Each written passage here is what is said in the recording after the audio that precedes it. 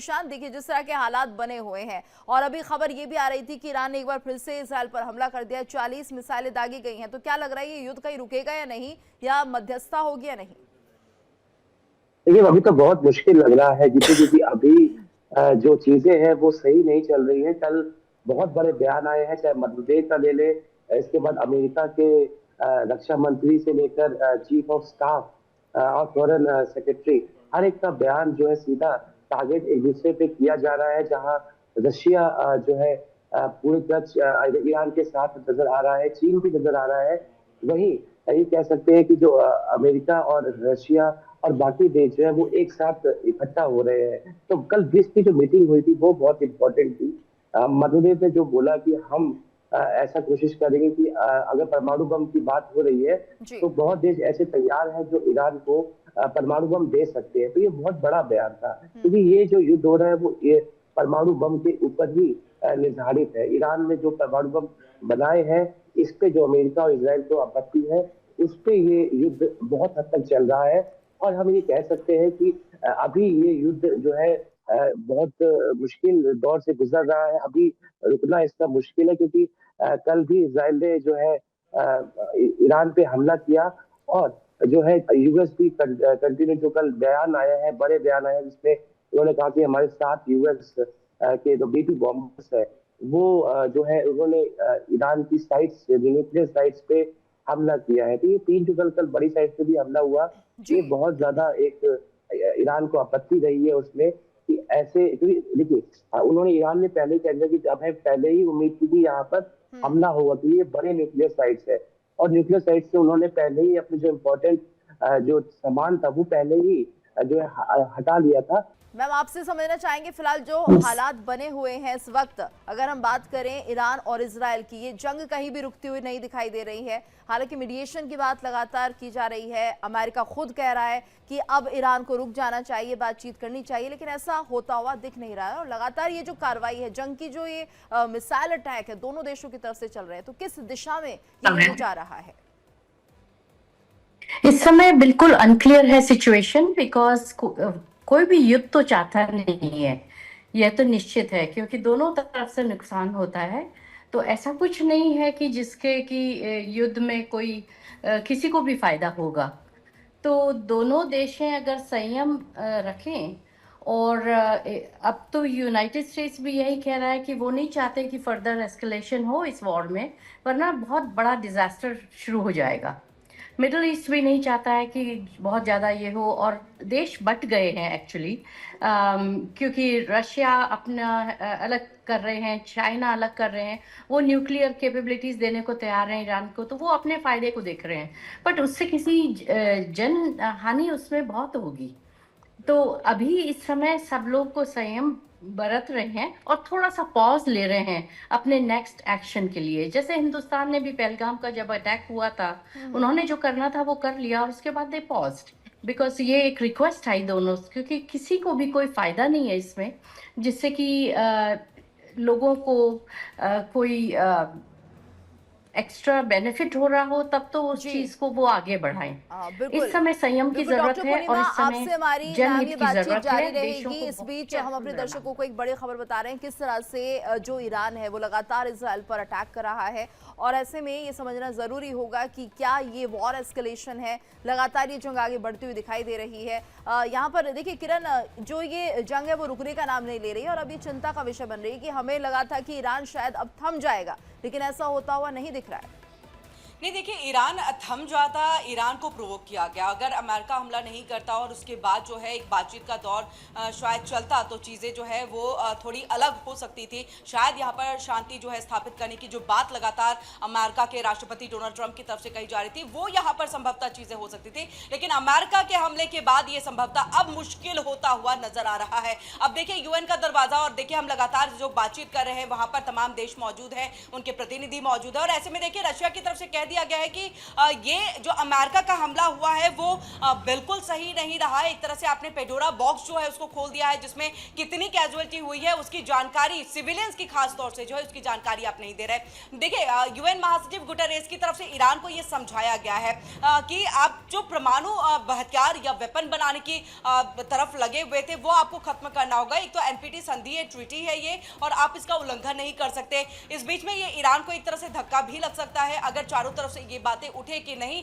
Iran जो है वो परमाणु हथियार नहीं बनाएगा, और ऐसे में ईरान को पीछे हटने की जरूरत है, और संभवतः हो सकता है फिर अमेरिका भी जो है वो पीछे हट जाए। इन सबके बीच में देखिए, ब्रिटेन की तरफ से कल जहां अमेरिका का साथ दिया गया था, एक समर्थन देता हुआ वो दिखाई दिया था, आज एक बार फिर से वो शांति वार्ता की बात जो है वो करता हुआ दिखाई दे रहा है कि सभी समस्याओं का समाधान जो है वो शांति और बातचीत के जरिए होना चाहिए। लेकिन मुख्य जो मुद्दा है, मुख्य जो इस पूरे हमले को लेकर के बातें हैं वो है न्यूक्लियर बॉम्ब, न्यूक्लियर वेपन, जिसको नहीं बनाना है या बनाना है, कितने देशों के पास होना चाहिए। मुझे लग रहा है बातचीत जो है उसके ऊपर यहाँ पर गीतू होनी चाहिए, क्योंकि हर देश को अपनी सुरक्षा का अधिकार है। अगर अमेरिका के पास है, रशिया के पास है, ठीक है, आपके पास जो है 67 से पहले है जब ये ट्रीटी जो है वो साइन नहीं हुई थी, लेकिन उसके बाद जो उसके अंदर में लिखा गया जिसमें आप सबने सिग्नेचर किया है, तो उस बात को देखिए, ना केवल ईरान माने, ना केवल जो है उत्तर कोरिया माने, ना केवल दूसरे देश जो है वो माने, सऊदी अरब माने, ये मानना जो है वो रशिया, ब्रिटेन और अमेरिका को भी चाहिए, चाइना को भी चाहिए। लेकिन देखिए वो नहीं मान रहे हैं, वो नहीं मान रहे क्योंकि उन्हें पता है कि उनके पास न्यूक्लियर वेपन है और इस वजह से कोई उनसे जो है पंगा लेगा नहीं। देखिए, जिस तरह से हम बात कर रहे थे कि आखिर आगे किस तरह की रणनीति अपनाई जा सकती है, क्योंकि ये जो जंग है, ये युद्ध है, ईरान और इजरायल के बीच रुकता और थमता हुआ नहीं दिख रहा है। किसी भी तरह से बातचीत की जो पेशकश अगर कोई कर भी रहा है तो उसे नहीं माना जा रहा है। तो क्या माने, क्या ये युद्ध ऐसे ही जारी रहेगा, या फिर अमेरिका ने जिस तरह से इसमें एंट्री ली है, अमेरिका का एक और रोल हम यहाँ पर देख सकते हैं?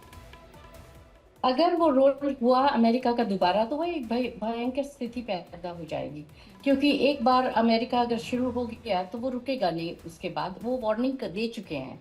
दूसरा, जो संयुक्त राष्ट्र से इनकी मीटिंग हुई है, ये सारा गुमराह करने का तरीका है। जैसे पाकिस्तान ने कहा कि यूएन को कि हमने उल्लंघन किया है, नियमों का उल्लंघन किया है, पानी नहीं दे रहे, that is according to the treaty, बिल्कुल गलत है। ऐसे ही ईरान अपना पक्ष रख रहा है, क्योंकि उनको भी अपनी कमजोरियां तो छुपानी है ना। जो वो चालाकियां कर रहे हैं उसको वो कैसे कहें कि भाई हम कर रहे हैं ये चीज, तो वो कभी एडमिट नहीं करेंगे। ये बहुत जरूरी है समझना कि ईरान के पास न्यूक्लियर होना एक बहुत बड़ी डर की बात है। मिडिल ईस्ट के लिए भी, इंडिया के लिए भी, इजराइल के लिए भी, अमेरिका के लिए सबसे ज़्यादा, क्योंकि इस समय अमेरिका अपनी जो पोजीशनिंग कर रहा है वो मिडिल ईस्ट में इराक, यूएई और बहरीन की तरफ अपने वो मूव्स कर रहे हैं, तो वो भी रेडी हो रहे हैं, ऐसी बात नहीं है। इजराइल सिटीज़ और इंफ्रास्ट्रक्चर ऑब्वियसली उसको भी टारगेट किया जा रहा है। तीसरा, सऊदी अरेबिया और जो ऑयल की जो फैसिलिटीज़ हैं उन पे भी टारगेट हो रहा है। तो ये एक बहुत भयंकर रूप ले सकता है, इसीलिए संयम की ज़रूरत है। यूनाइटेड नेशंस मेरे ख्याल से इसमें ज़्यादा हस्तक्षेप नहीं कर सकते, क्योंकि वो एक समझौता कर रहे हैं। लेकिन जब इंसान झूठ बोल रहा हो तो आप उससे कैसे आप समझौता कर सकते हैं। ईरान ने छुप के सब कुछ करते रहे और मना किया। ऐसे ही पाकिस्तान ने ओसामा बिन लादेन को अपने घर पे रखा, मिलिट्री क्वार्टर्स के आसपास, और ये कहते रहे कि हमारे पास तो बिल्कुल नहीं है, पाकिस्तान में नहीं है वो। लेकिन फिर जाके यूएस ने उसको पकड़ा ना, उन्हीं के घर में जाके उन्होंने उनको निकाला और टेक केयर किया इस मामले को। तो ये सब जो आजकल झूठ नहीं चलता, दुनिया में बहुत सारे सैटेलाइट्स हैं, सब कुछ है। जैसे इंडिया ने जैप करके एकदम डिसमेंटल करके बिल्कुल सटीक तरीके से और बिना किसी को हार्म किए इंडिया ने बहुत अच्छा काम किया। इसी तरह आई थिंक दूसरे देश भी अब उसी रणनीति को इंडिया से सीख के अपना रहे हैं कि जाके उन चीज़ों को ख़त्म कर दो जैसे ईरान में किया गया, ताकि वो कर ही नहीं पाए आगे। अब दोबारा हो, चाहे उन्हें चाइना हेल्प करे चाहे रशिया हेल्प करे, समय तो लगेगा ना उस स्थिति को वापस आने में। तो ये ज़्यादा डर ये है कि न्यूक्लियर रिएक्टर्स पे अगर अटैक होते हैं तो फिर इसमें बहुत ही जनहानि होगी, ऐसा मेरा विचार है। जी, बिल्कुल। और इस वक्त मेरी सहयोगी किरण भी जुड़ी हुई हैं, वो भी आपसे कुछ सवाल करना चाहती हैं। डॉक्टर पूर्णिमा, किरण आप अपना सवाल पूछ सकती हैं। डॉक्टर पूर्णिमा, देखिए जो बात यहाँ पर आप कह रही हैं कि ठीक है एनपीटी ट्रीटी है तो ऐसा नहीं है कि वो न्यूक्लियर बॉम्ब जो है वो बना सकते हैं, ये बिल्कुल सही है और ऐसा होना भी नहीं चाहिए। लेकिन उस ट्रीटी में और भी कई बातें हैं जिसको जो है बाकी देशों को भी समझना है, लाइक अमेरिका को समझना है, चाइना को समझना है, ब्रिटेन को समझना है, क्योंकि लगातार ये तो वेपन बनाते चले जा रहे हैं, उनकी तो संख्या बढ़ती इनके पास चली जा रही है। दूसरी चीज ये है कि क्या सिर्फ एक परमाणु हथियार को एक नैरेटिव के तौर पर क्रिएट किया गया है, क्योंकि अगर सिर्फ परमाणु हथियार बनाना, वेपन बनाना यहाँ पर सबसे ज्यादा खतरा जो अमेरिका के लिए भी था या अन्य देशों के लिए था, तो फिर सत्ता परिवर्तन की बात करते हुए डोनाल्ड ट्रंप क्यों नजर आ रहे हैं? वो इसलिए कर रहे हैं क्योंकि सत्ता किसके हाथ में है। आज आप देखिए नॉर्थ कोरिया में है, अगर नॉर्थ कोरिया थोड़े सा भी बिदक गए तो बहुत बड़ी प्रॉब्लम हो सकती है। और ये जो मैस डिस्ट्रक्शन होता है न्यूक्लियर के कारण, उस वजह से सब डरे हुए हैं। और रेडिएशन अगर हो गया तो फिर तो बहुत ही बड़ी समस्या हो जाएगी, लोगों के लिए भी और देशों के लिए भी। तो सत्ता परिवर्तन इसलिए क्योंकि कभी जैसे खोमानी है या कोई भी है, ये लोग जब इनका माइंडसेट जैसा है, ये लोग बिल्कुल भी थोड़ा सा भी जी, लीगल लेकिन नहीं डॉक्टर करना पूर्णिमा, चाहते। ये खमनेई की तरफ से, ईरान की तरफ से बयान सामने आ रहे थे कि देखिए हम इसका जो इस्तेमाल है, न्यूक्लियर प्रोजेक्ट का इस्तेमाल कभी भी गलत तरीके से नहीं करेंगे, और इस बात को वो बार बार अश्योर कर रहे थे। हालांकि अमेरिका कह रहा है कि नहीं, आप पर भरोसा नहीं किया जा सकता। बिल्कुल बिल्कुल, और ये ईरान प्रूव कर चुका है। बहुत सारे यूएस प्रेसिडेंट्स ने कोशिश की, बहुत उनको सपोर्ट करने भी की कोशिश भी की है, लेकिन उन पे भरोसा नहीं किया जा सकता। हर बार वो झूठे साबित हुए हैं। तो इस वजह से ये बात बिल्कुल सही है जो डोनाल्ड ट्रंप जी कह रहे हैं, कि आप पे भरोसा नहीं किया जा सकता। कोई और अगर आ जाए तो बात अलग है। जी, नहीं, तो, बट तो मैम इस बात को भी अब थोड़ा जिस समझना तरह चाहेंगे से कि सत्ता परिवर्तन से डोनाल्ड ट्रंप को क्या मतलब अर्थ है, क्योंकि आप किसी एक देश की सत्ता को क्यों, आपने सीरिया में ऐसा ही किया है, आपने अन्य देशों में भी यही स्थिति पैदा कर दी है। क्या आप सिर्फ अपनी वर्चस्वता को बनाने के लिए ये तमाम चीजें कर रहे हैं कि वर्ल्ड ऑर्डर नंबर 1 में हमें वापस आना है, वो मेक अमेरिका ग्रेट अगेन की वापस से वो लाइन लेकर के आनी है? तो क्या ऐसे लेकर, क्योंकि सत्ता परिवर्तन आपके लिए आप नहीं कर सकते, वहां की आवाम करे तो समझ में आता है। ये तो बात सच कह रहे हैं आप। देखिए अमेरिका ग्रेट ऑलरेडी है, उसको ग्रेट अगेन की बात नहीं है। इस समय वर्ल्ड में नंबर 1 कंट्री है, अगर हम पसंद करें या ना करें। हो सकता है हिंदुस्तान नंबर 1 पे आ जाए तो बहुत ही समस्याओं का थोड़ा समाधान होगा, क्योंकि मोदी जी बहुत तरीके से काम करते हैं और हर जगह इतना सुलझा हुआ नहीं होता। तो कई सब लोगों का जब बर्दाश्त से बाहर हो जाता है तो वो डोनाल्ड ट्रंप की बिल्कुल। हालत है इस और समय। डॉक्टर पूर्णिमा, तो यहाँ वो पर मैम हमें रुकेंगे ये नहीं। भी समझना होगा, क्योंकि लगातार ईरान में ये बातें भी चल रही थी कि खमनेई का शासन वहाँ के नागरिकों को पसंद नहीं आ रहा है। वो वही ईरान चाहते हैं जो बरसों पहले था, जहाँ पर आज़ादी थी और लोग अपनी बातों को रख सकते थे। हाँ, और ये जो आप कह रहे हैं ना कि उनको ये लग रहा है कि कोई दूसरा देश आके हमारे देश में क्यों इंटरफियर करे। तो इन बहुत लोगों ने क्यों इंटरफियर किया। बांग्लादेश में जो हुआ, आज शेख हसीना जी हमारे हिंदुस्तान में हैं सुरक्षित, लेकिन वहां भी हुआ ना। और तो सत्ता परिवर्तन तो होता रहता है जब जंग की बातें होती हैं, और हर कंट्री चाहता है अपने हित के लिए। हम लोग के लिए कितना बड़ा सेटबैक था कि हमारे बट हिंदू मैम, लोगों को इतना बांग्लादेश अटैक की जो किया। बात आपने यहाँ पर की है उसमें तो एक ये भी बात है ना कि वो तो गृह युद्ध हो गया, वहां पर स्टूडेंट्स जो थे वो अगेंस्ट हो गए शेख हसीना के। इसके पीछे नो डाउट पॉलिटिकल बहुत सारी चीजें हैं, उसके पीछे भी बहुत करेक्ट। बड़ी बड़ी बातें हैं जो अभी इस पटल पे रखना सही भी नहीं होगा इस मंच पे। लेकिन ऐसे में गृह युद्ध हमें देखने को मिला, जिसके बाद ये सत्ता परिवर्तन। लेकिन यहाँ पर ईरान के अंदर में अगर आवाम को चाहिए, वहां की पब्लिक को चाहिए कि हाँ, खामने की अब सरकार, हमें धार्मिक सरकार नहीं चाहिए, हमें शाह वाली सरकार चाहिए जब हम बहुत बेहतरीन तरीके से और डेवलपमेंट के साथ जिया करते थे, तो ये परिवर्तन अंदरूनी होना चाहिए और किसी के घर के अंदर में इस तरह से इंटरफेयर करना। ये बात आप जो कह रहे हैं ये भी बिल्कुल सही, 100% सही है।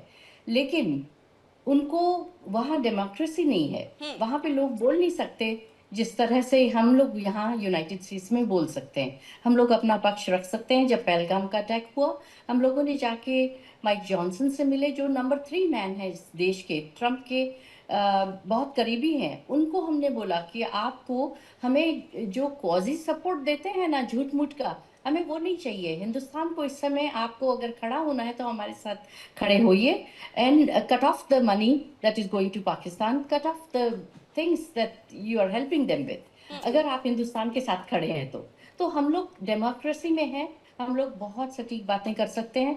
ये एक हम लोगों को प्रिविलेज है। जी हर डॉक्टर देश में पूर्णिमा, ये प्रिविलेज नहीं है, पाकिस्तान में भी नहीं है ये जी चीज। तो डॉक्टर पूर्णिमा, अगर ऐसे में हम ये समझे, अब इस युद्ध में अगर कोई मध्यस्थता करता है, मीडिएशन के लिए आता है, तो कौन सा देश बेहतर होगा? क्या भारत की इसमें बड़ी भूमिका रह सकती है? मुझे ऐसा लगता है कि द बेस्ट पर्सन, और ये मैं होल हार्टेडली बोल रही हूँ, Modi ji is the best person. वो इन्वॉल्व होंगे कि नहीं मालूम नहीं, लेकिन हमारे देश हिंदुस्तान के लीडर हैं और हिंदुस्तान हमेशा से जाना गया है कि हम लोग अहिंसा में बिलीव करते हैं। जी। हम लोग करते हैं कि peace is should be the prime object of any country. Iran कौन सा नहीं देता है? ईरान धमकियां देता है, उसके पास ऑयल है, जी। बहुत कुछ है, जो लोगों के पास एसेट्स हैं, उनको लेके अगर धमकियां देंगे तो कहीं ना कहीं तो लोग खड़े होंगे। और मैं ये मानती हूँ और मैं रिक्वेस्ट भी करती हूँ मोदी जी से, आप लोगों के माध्यम से, कि अगर वो कर सकेंगे तो ये बहुत बड़ा काम होगा मोदी जी के इस टेन्योर में। वो बिल्कुल। एक इंसान है जिनको बहुत ज्यादा इज्जत दे रहा है वर्ल्ड, जी। और उन्हें पता है कि मोदी जी गलत किसी के लिए नहीं करेंगे। जी ये मेरा मानना है। डॉक्टर पूर्णिमा, यहाँ पर देखिए, जिस तरह से अभी हालात बने हुए हैं, ऐसे में आपको लगता है कि ईरान बातचीत को तैयार हो जाएगा? क्योंकि हम देख रहे हैं लगातार ईरान को ये लग रहा है कि मुझे जबरन जंग में धकेला गया है, यानी कि मैं लड़ना नहीं चाहता था, युद्ध नहीं चाहता था, लेकिन इजराइल ने ये जबरदस्ती किया। दूसरा ये कि अमेरिका ने यहाँ पर न्यूक्लियर साइट्स को निशाने पर ले लिया है। तो ऐसे में जो गुस्सा है ईरान का, या फिर एक तरह से ये माना जाए कि एक बदले की कार्रवाई वो करेगा और बातचीत के लिए शायद तैयार ना हो?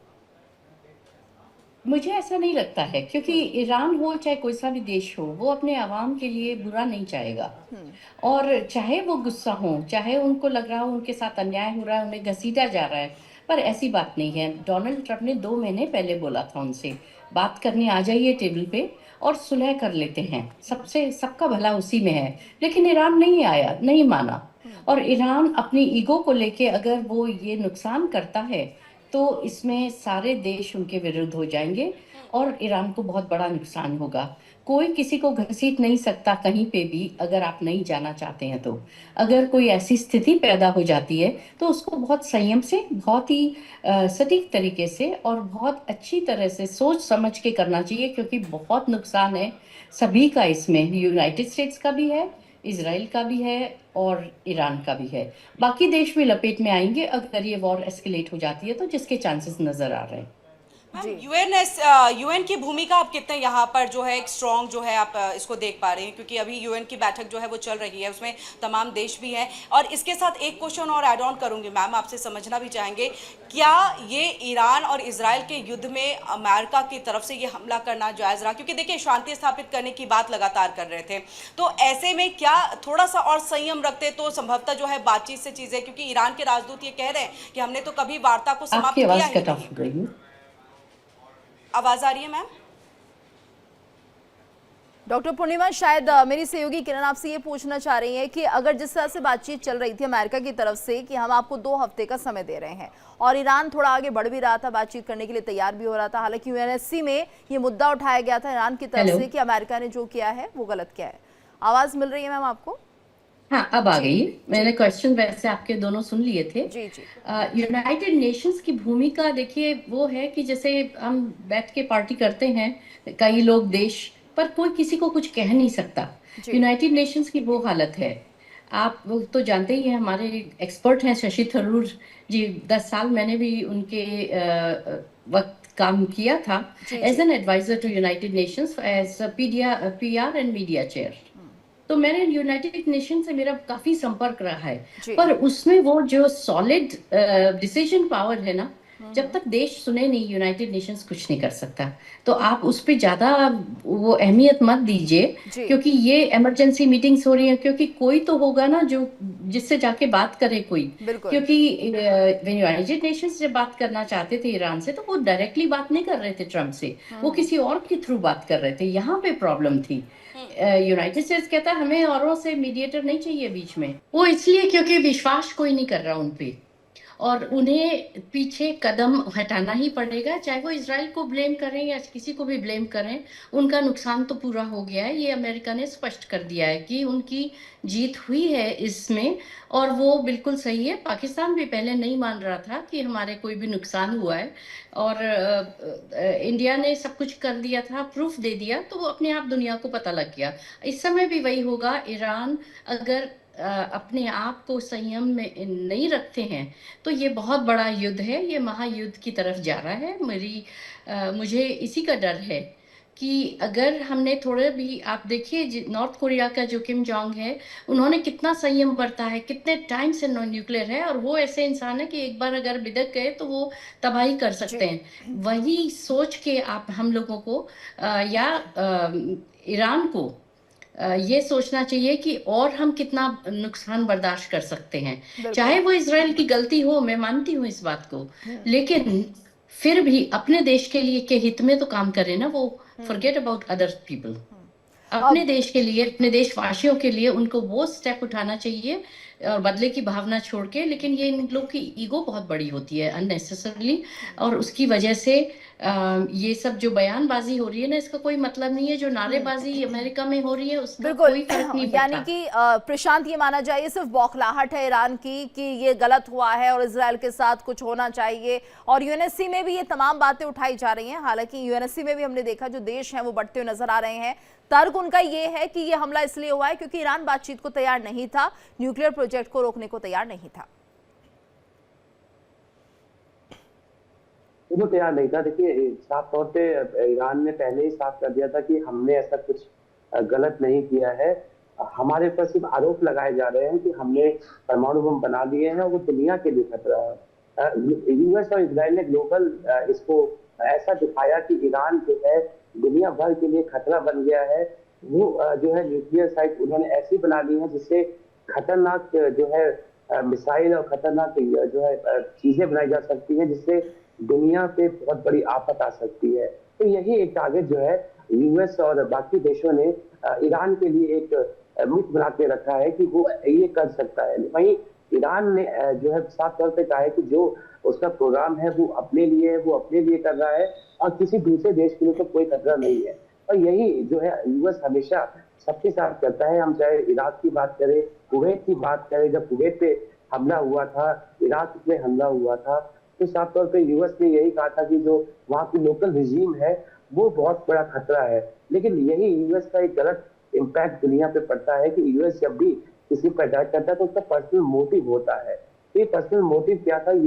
हमने इराक और कुवैत पे देखा जो तेल भंडार थे उस पे जो है यूएस की नजर थी, और यहाँ पर भी जो खनिज और जो परमाणु यूरेनियम जिससे यूज होता है परमाणु बम के लिए, उस पे नजर थी। तो ऐसी कई चीजें जो है यूएस पे भी कई तरह के एलिगेशंस लग रहे हैं कि अमेरिका जो है वो अपने पर्सनल फायदे के लिए जो है दूसरे देशों के लिए खतरा बनता है। तो क्योंकि एक मैं पूछना एक क्वेश्चन का आंसर भी जानना चाहूंगा। मैं कल दो बड़ी खबरें चल रही थी। पहली कि पाकिस्तान का जो बेस है यूएस ने उससे अटैक किया है, क्या ये खबरें कंफर्म है?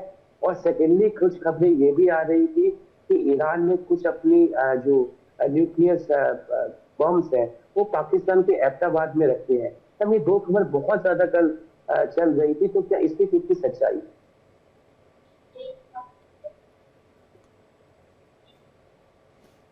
डॉक्टर पूर्णिमा, आपकी आवाज हम तक अभी पहुंच नहीं रही है। एक बार फिर से आपसे कनेक्ट करने की हम कोशिश करते हैं। इस बीच हम 24 तस्वीरें दिखा देते हैं अपने दर्शकों को। देखिए किस तरह से तबाही की ये तस्वीरें हैं जो आप देख सकते हैं, और किस तरह से ईरान और इजराइल में बड़ा नुकसान हुआ है। रिहायशी इलाकों को टारगेट किया गया, मिसाइलों से अटैक किया गया है, और ऐसे में समझ सकते हैं कि यहाँ पर तबाही का मंजर जो है साफ देखा जा सकता है। इजराइल की बात करें तो कल जिस तरह से हम देख रहे थे लगातार यहाँ पर मिसाइल अटैक हो रहा था, और अभी भी ये सिलसिला रुक नहीं रहा है। लेकिन यहाँ जिस तरह से रिहायशी इलाकों को निशाना बनाया गया ईरान की तरफ से, और ऐसे में वहाँ बंकर्स में छिपे हुए लोगों के ऊपर ये एक तरह से मलबा जो है वो इकट्ठा हो गया था, जिसे हटाने का काम हो रहा था। रेस्क्यू ऑपरेशन चलाए जा रहे थे, और ऐसे में अब लोगों के लिए यहाँ पर जो परेशानी का सबब है वह यही बन रहा है कि देखिए जिस तरह से बंकर्स में तो लोग छिप रहे हैं, लेकिन अगर उनके ऊपर बड़ी बड़ी इमारतें गिर रही हैं तो मलबे में वो किस तरह से दबे हुए हैं, उन्हें सुरक्षित रेस्क्यू करना अब ये बहुत बड़ी चुनौती है इजरायल प्रशासन के लिए। हालांकि ये जो युद्ध है वो लगातार लोगों के लिए काल के समान बनता हुआ दिख रहा है। ईरान की अगर बात करें तो यहाँ पर तो ये आंकड़ा 950 तक पहुंच गया है और घायलों का आंकड़ा लगातार बढ़ रहा है। 2500-3000 की ये संख्या है और ये सिलसिला यूं ही जारी रहेगा, क्योंकि अगर यहाँ पर दोनों देश किसी भी तरह से नहीं रुकते हैं और दोनों देशों की तरफ से ये बमबारी होती रहती है, मिसाइल अटैक होते रहते हैं, तो जाहिर सी बात है कि यहाँ पर किसी भी तरह से विराम नहीं लगने वाला इन मौतों के आंकड़े पर या घायलों के आंकड़ों पर। और ये सोचना होगा अब दोनों देशों को।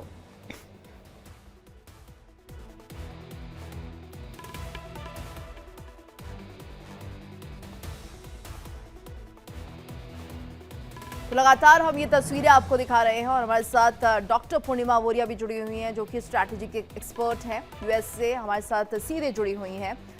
डॉक्टर पूर्णिमा, आपको शायद जो सवाल किया है मेरे सहयोगी प्रशांत ने, वो आपने सुना होगा, अगर आप उसका जवाब देना चाहें।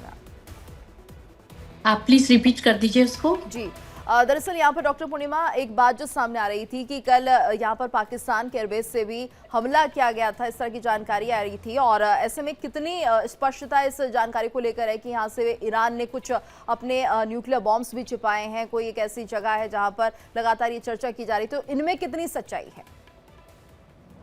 इसमें देखिए, हम लोगों को जो इन्फॉर्मेशन मिल रही है वही मिल रही है जो न्यूज़ से चारों ओर फैल रही है।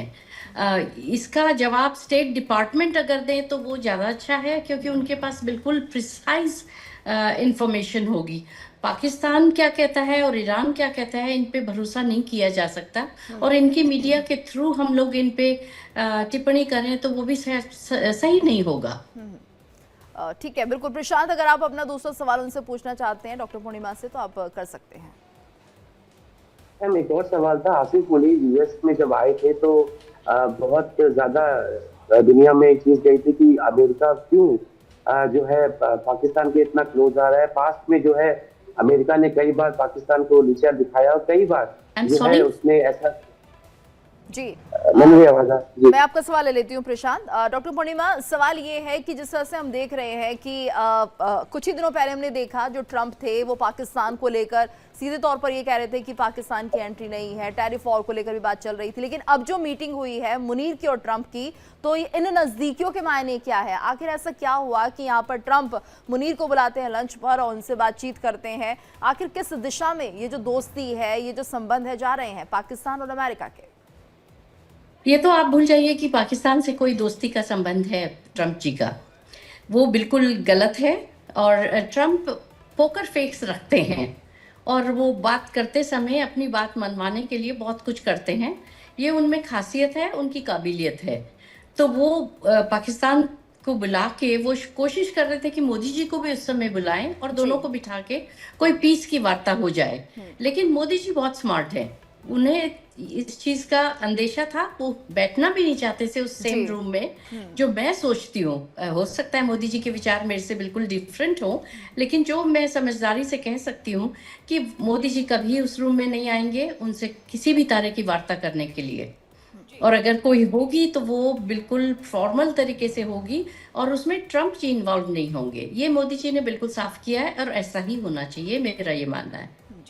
पूर्णिमा, इसी से जुड़ा एक सवाल ये उठता है कि अगर आपने असीम मुनीर को बुलाया एंड उसके बाद आप प्रधानमंत्री नरेंद्र मोदी को बुला रहे हैं, तो क्या एक ही तराजू पर प्रेसिडेंट ट्रंप जो है वो इंडिया और पाकिस्तान को तौल रहे हैं? क्या एक ही तराजू में उसे देख रहे हैं? क्योंकि हमने देखा था कि जब एयर स्ट्राइक की बात के बाद जो है लगातार ये कही जा रही थी कि अब तो सीज फायर हो जाना चाहिए, तो वो कह भी रहे थे कि दोनों देशों के साथ डील जो है वो मैं खत्म कर दूंगा, किसी तरह से मैं ट्रेड नहीं करूंगा अगर आप लोग युद्ध नहीं बंद करते। तो ये आप कह रही है दोस्ती नहीं है, लेकिन एक तराजू पे तो आप रख रहे हैं असीम मुनीर सैन्य प्रमुख और कहा भारत के प्रधानमंत्री, एक जगह पर आप बुला रहे हैं। तो एक तस्वीर एक अलग जाती और वो तस्वीर जो है वो भारत के परिप्रेक्ष्य से अगर देखा जाए तो एक नेगेटिव तौर पर उसे देखा जाता।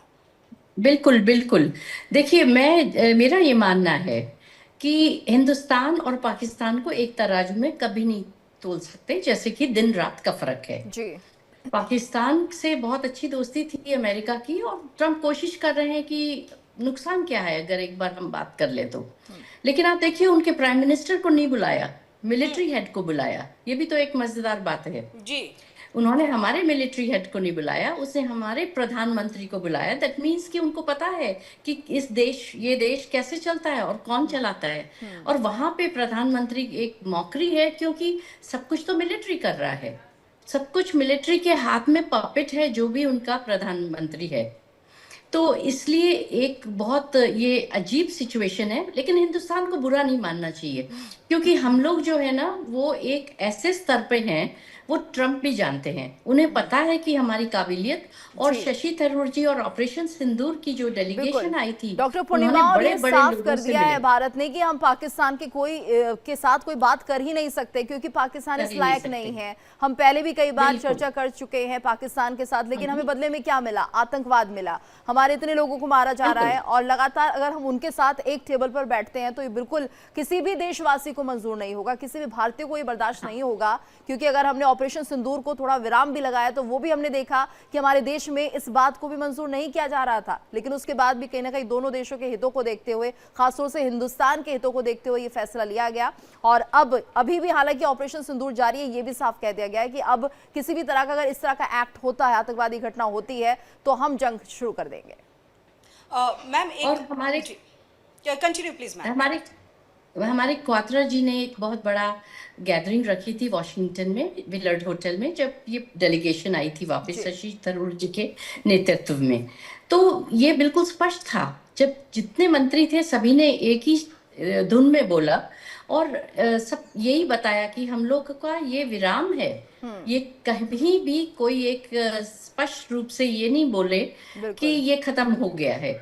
और एक्चुअली अगर मैं सच आपको बोलूं तो मैं भी चाहती थी कि ये कंटिन्यू होता और हमको वंस एंड फॉर ऑल खत्म कर देना चाहिए, ये मुद्दा ही खत्म कर देना चाहिए था।